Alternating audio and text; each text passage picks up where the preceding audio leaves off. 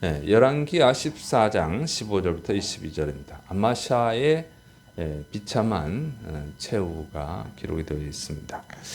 첫째로 이제 이스라엘 왕 요아스의 죽음과 아마샤의 통치를 비교해 줍니다. 열왕기하 14장 16절 17절 요아스가 그의 조상들과 함께 잠에 이스라엘 왕들과 사마리아에 함께 장사되고 그의 아들 여로보암이 대신하여 왕이 되니라. 이스라엘의 왕 요아스의 아들 요아스가 죽은 후에도 유다의 왕 요아스의 아들 아마샤가 15년간을 생존하였더라.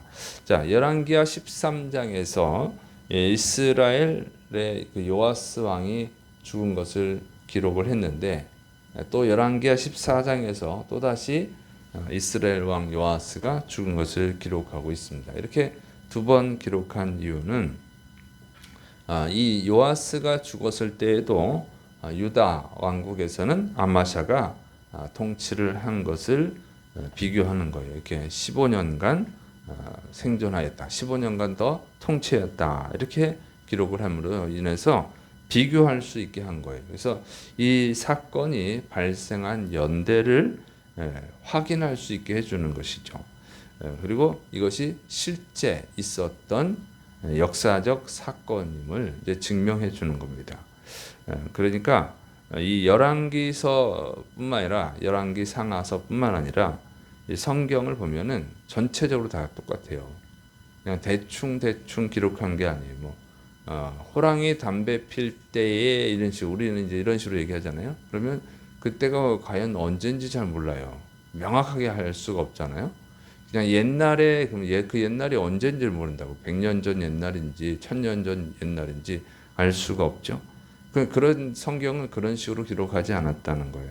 역사적 사건이 사건인지를 확인할 수 있는 언제 있었던 일인지 어떻게 있었던 일인지 이렇게 구체적으로 검증 가능한 게 기록을 해놨습니다.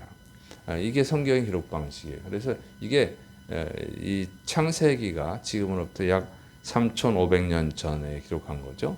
말라기는 지금으로부터 약 2,500년 전에 기록한 거죠. 2,400년 전 이런 식으로 이렇게 기록이 되어 있습니다. 그러니까 성경은요 정확해요. 언제 있었던 사건인지 이렇게 알 수 있도록 해놨습니다. 그래서 이 현대에 와서 최장 3,500년 전이잖아요. 근데 그거를 다 확인할 수 있는 거예요. 그래서 증명이 된 거죠. 증명이. 그래서 성경의 기록 방식은 이 진짜 역사적 사건임을 확인할 수 있도록 이렇게 기록을 해놔서 이게 진짜 있었던 일이구나 하는 것을 우리가 알 수 있게 됐습니다. 그리고 성경에 또 있는 예언들이 이루어졌다고 하는 것을 우리가 확인할 수 있었어요. 그래서 이것은 진짜 성경은 진리의 말씀이다. 하나님의 진리의 말씀이다 하는 것을 믿을 수 있게 된 것입니다. 그리고 앞으로 일어날 일들에 대해서도 예언이 되어 있는데 그 예언도 반드시 이루어질 것임을 믿을 수 있게 된 것이죠. 성경은 기록 방식이 아주 독특하단 말이에요. 그래서 3,500년 전, 그러니까 모세 때부터 기록했지만 그 이전의 사건들도 기록했잖아요. 창세기 사건. 그래서 그런 것이 진짜구나 하는 걸 알 수 있는 게 이 성경의 독특한 기록 방식이라고 하는 거죠. 그리고 특히 이제 그러니까 노아의 방주 그 제작 그 설계도가 딱 나오잖아요. 성경. 그 노아의 방주를 우리 현대에 와서 제작을 했단 말이죠. 그렇게 명확하다는 거예요. 성경이.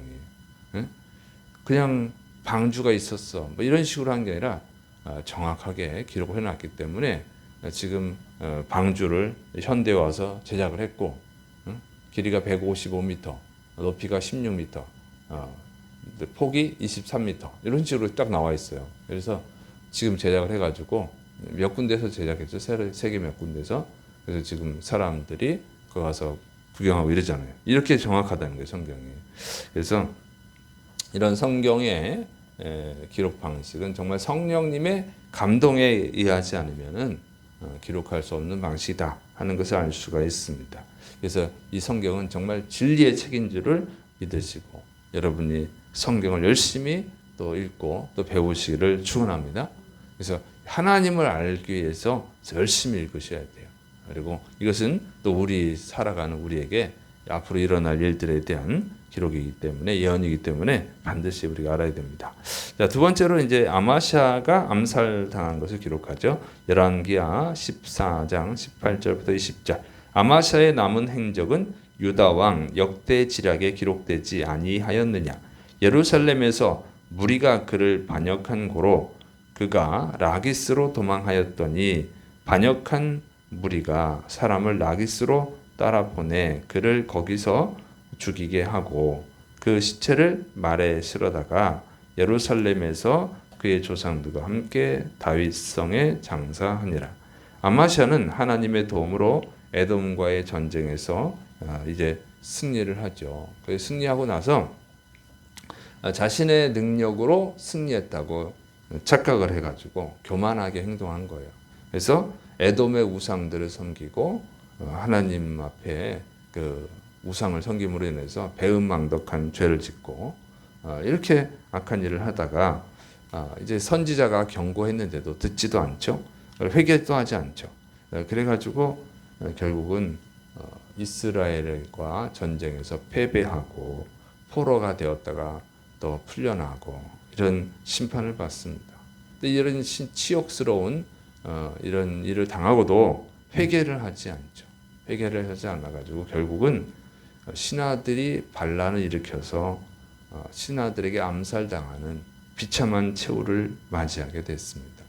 참 안타까운 일이죠. 그런데 이 아마샤의 아버지 유다 왕 요아스, 이스라엘 왕 말고 유다 왕 요아스도 우상 숭배하고 그런 죄를 범하다가 신하들에게 암살을 당했는데 이 아마샤도 아버지처럼 역시 우상 숭배하다가 이제 암살을 당한 거예요.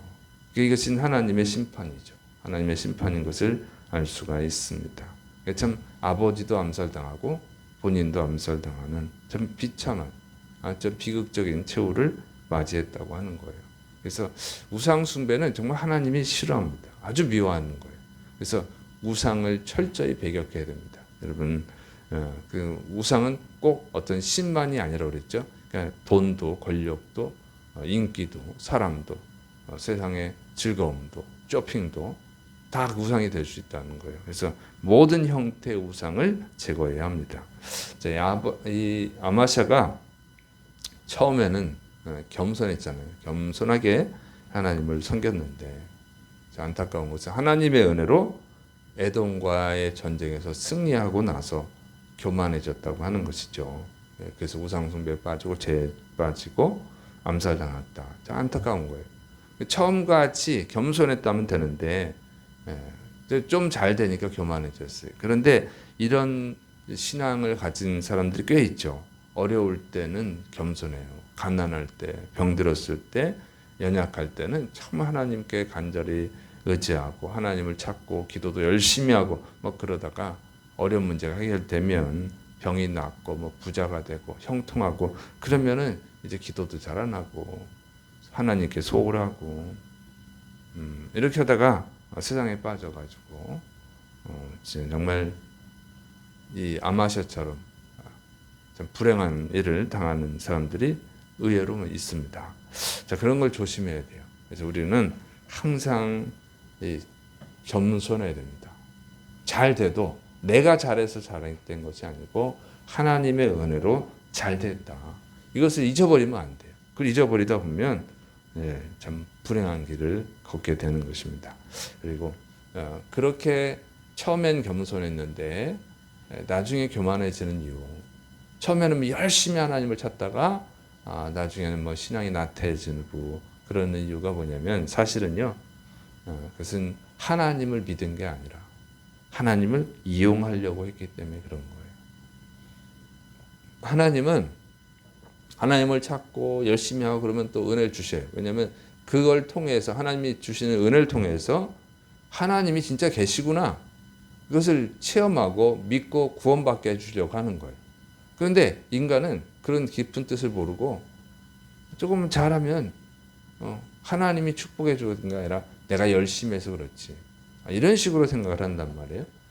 그래서 진짜로 하나님을 믿은 게 아니라 하나님을 이용하려고 했기 때문에 그렇게 변질이 되는 거예요.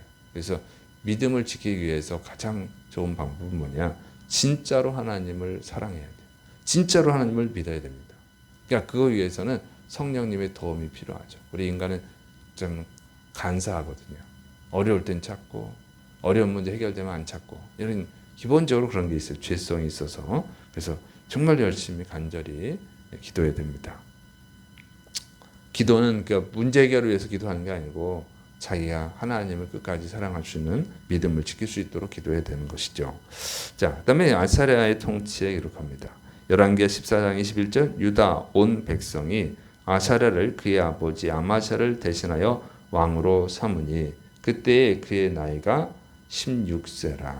자, 아사랴가 죽고 그의 아들 아사랴가 16세 왕이 되었습니다. 자, 아사랴는 역대하 25장에서 이 열왕기하 말고 역대하 25장에서는 우시아로 소개되는 인물이에요. 우시아는 유명하죠. 좀 알겠죠. 자, 열왕기하 14장에서는 이 아사랴를 간략하게 기도하고 기록했고 이제 이 다음 장 열왕기하 15장에서 보다 좀 더 자세하게 기록을 했습니다. 그래서 그때 살펴볼 것입니다. 이제 간략하게 이 아사랴, 그러니까 우시아를 소개한다면 이 사람은 좋은 신앙을 가진 왕이죠. 그러니까 유다 왕국을 보면은 악한 왕들, 이스라엘 왕국에는 악한 왕들이 많았고 유다 왕국에는 그래도 선한 왕들이 많이 있었습니다. 이걸 보면은 유다 왕국은 그 다윗의 직계잖아요. 다윗 왕의 직계. 그래서 이 다윗 왕을 본받아서 믿음 좋은 왕들이 그래도 많이 있었음을 알 수 있습니다. 다윗 왕의 영향을 받은 것이죠. 그러니까 부모가 참 중요한 거예요. 세상에서도 70% 80% 자녀 교육의 70% 80%는 부모의 책임이다 그랬죠. 그래서 부모의 영향이 있는 거예요. 믿음은 개인적이에요. 구원은 개인적인 것입니다만은 그 믿음에 부모가 영향을 끼친단 말이죠. 그래서 부모가 본이 돼야 돼요. 신앙의 본이 돼야 됩니다. 삶을 살아가는데 본이 돼야 됩니다. 왜 내 자식은 이렇지? 거기에 70%에서 80%는 부모 책임이다고 하는 거예요. 그래서 부모가 좋은 영향을 끼칠 수 있도록 삶을 살아가는데 또 믿음에 좋은 영향을 끼칠 수 있는 본이 돼야 됩니다. 자식은 부모의 그림자를 보고 배운다 이런 말도 있어요. 그래서 본이 돼야 되고 또 좋은 믿음을 가질 수 있는 환경을 조성해야 되는 거예요. 그래서 부모가 집안에서도 성경을 읽고 기도하는 모습을 보여줘야 되고 또 같이 함께 가정 예배도 드리고 자꾸 그래야 되는 것이지 일주일에 한 번, 두 번 가는 교회에다 다 맡겨놓고 자녀 교육을 방치해버리면 자녀의 믿음이 좋아질 수가 없어요. 그래서 부모는 정말 자기 자식을 위해서 할 수 있는 일이 뭐냐면 신앙교육이에요. 좋은 신앙의 환경을 만들어줘야 될 줄을 믿으시를 바랍니다. 기도하겠습니다. 사랑이 많으신 하나님 아버지 3500년 전부터 기록한 성경이 지금에 와서 역사적 사실들로 밝혀지고 있음은 정말로 놀라운 은혜입니다. 아버지 이렇게 확실한 진리의 말씀을 우리가 믿고 따라갈 수 있도록 도와주옵소서. 예수님의 이름으로 감사하며 기도드립니다. 아멘.